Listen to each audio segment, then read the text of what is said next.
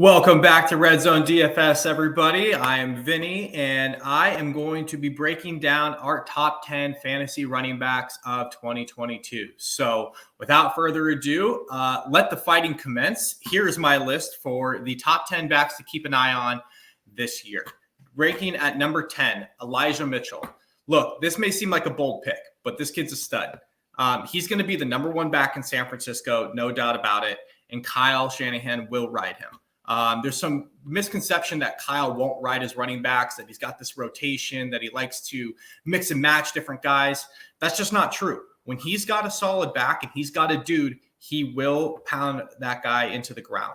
The only reason Deebo Samuel started mixing in at running back last year was because Elijah Mitchell started dealing with injuries.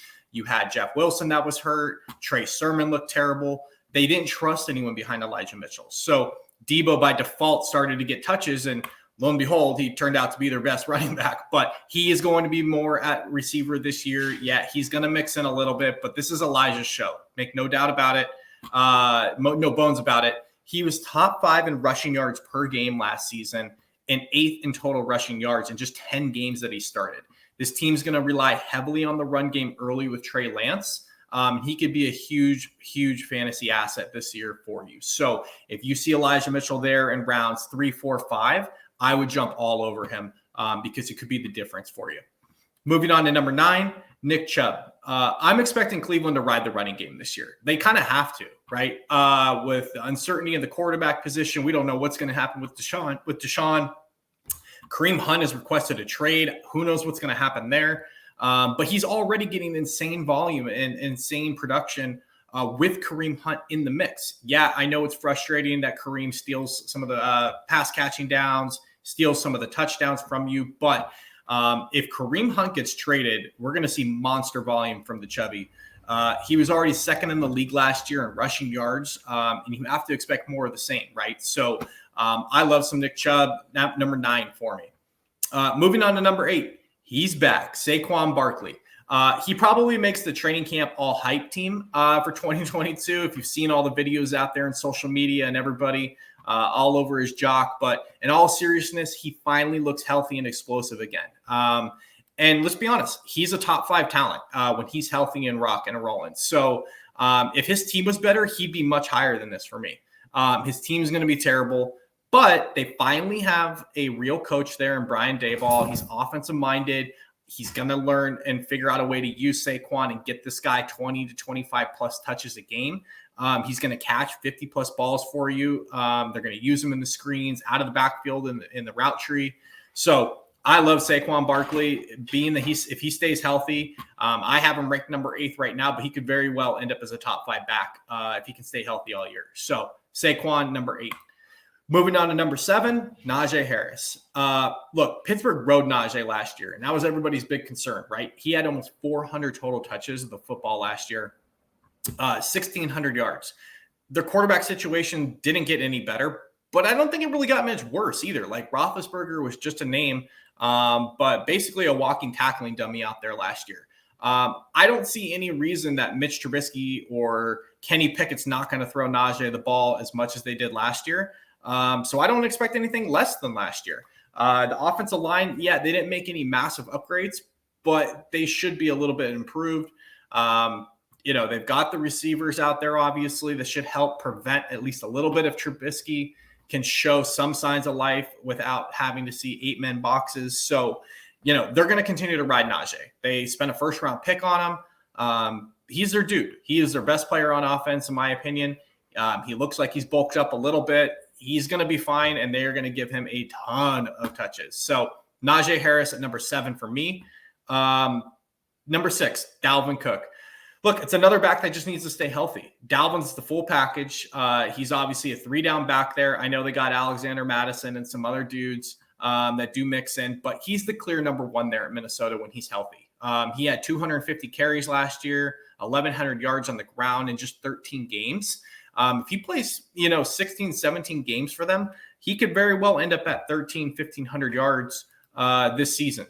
You mix in the touchdowns and bam, you got yourself a pretty damn good running back with Dalvin Cook. So I think Minnesota is going to be much improved, with Green Bay probably taking a step back. Chicago's looks like they're going to be terrible. And Detroit, who knows what's going to happen there.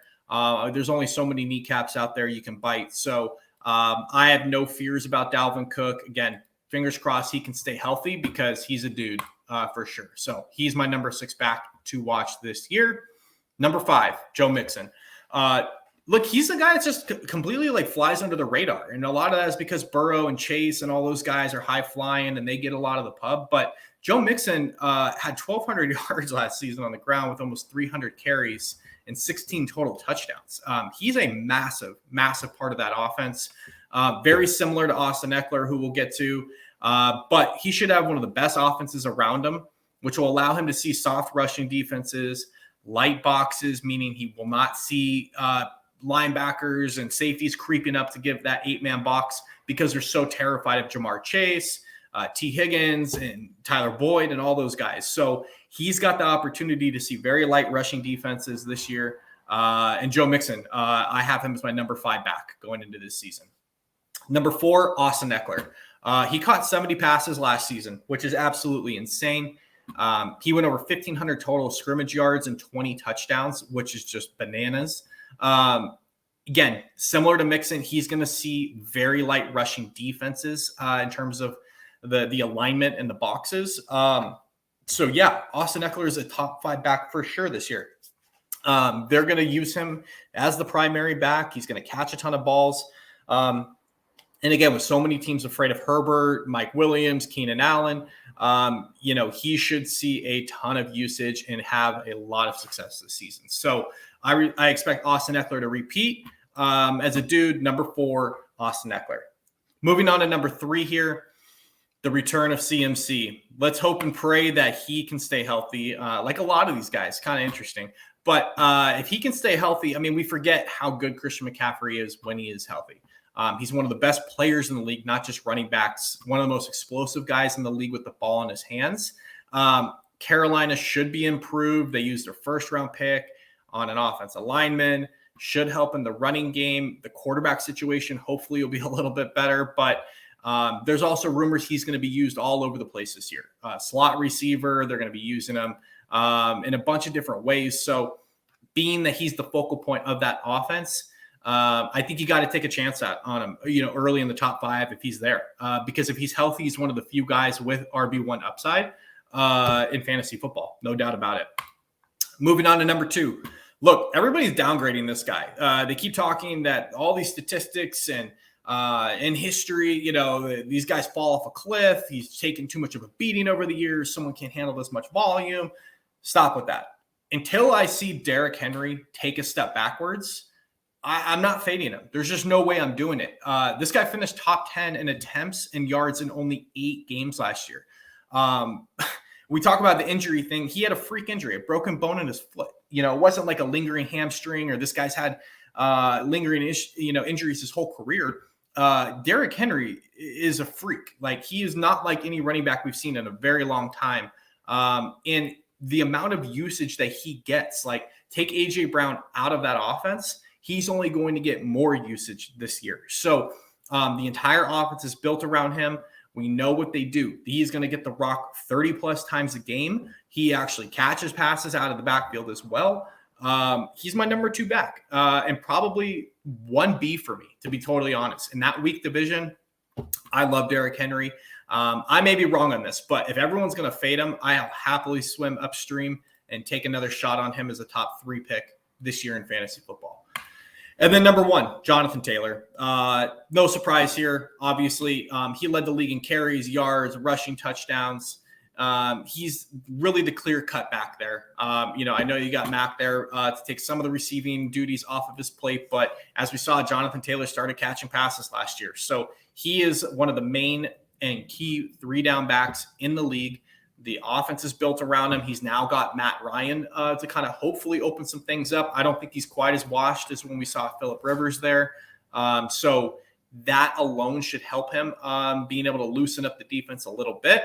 And again, like we talked about, Derrick Henry plays in a pretty weak division with Jacksonville and Houston.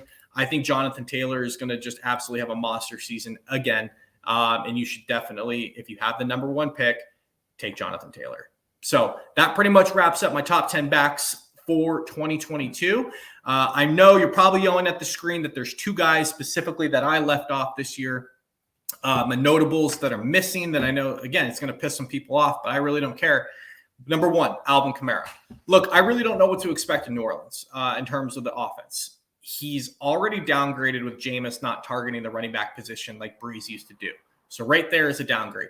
They lost their best offensive lineman this year in free agency. They lost their head coach and play caller. Michael Thomas is back. They also added Jarvis Landry and Chris Olave. That's a lot going on in that offense. Look, Alvin Kamara is still a really, really talented player. It would not shock me to see him have a top 10 fantasy running back season, but I think there's some other guys that are just primed and on paper look like they're going to have a higher projection.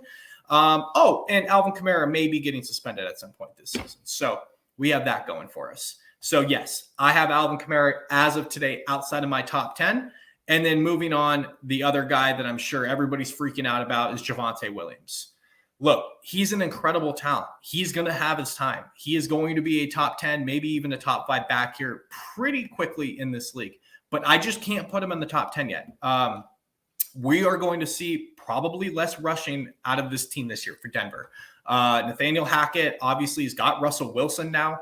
This offense is going to become more balanced than what we saw with Vic Fangio and just the run it 50 times a game offense that Denver has had. He's still very much in a running back split with Melvin Gordon. You can tell me anything you want in terms of what we see in training camp or what it should be, but they re-signed Melvin Gordon. They brought him back, and they didn't do that to just sit there on the bench and back up Javonte.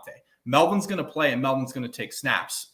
So let's stop pretending that they're not in a running back split. That they're going to need to score points. And with Russ in town, they're going to have to compete with Vegas, LA, Kansas City in division. I love Javonte, but I can't put him in a top 10 back position right now. Again, I hope he surprises me. I love Javonte Williams. I think he's going to be an absolute stud and star, but how it sits right now, he's not in my top 10 running backs this season. So feel free to send me all of your hate mail. Drop us a comment, subscribe, plenty more to come. And until next time, talk to you later.